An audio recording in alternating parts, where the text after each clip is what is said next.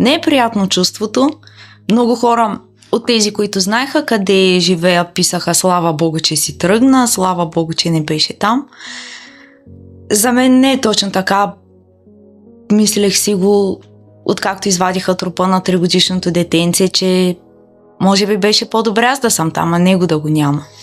Ти познаваш хората, които са загинали там? Не всички. Детенцето познавам, защото то си играеше на площадката много често и аз като разхождам кучето и се бягаше и викаше събачка и дърпаше Йоркито за опашката и майка му все му обясняваше, че да се радва на кученцето, нали, да го милва, да не му дърпа опашка. И това детенце сега го няма. Колко хора загинаха? Към момента 6 продължават издирвателната работа. Тоест могат да се окажат и още повече жертвите.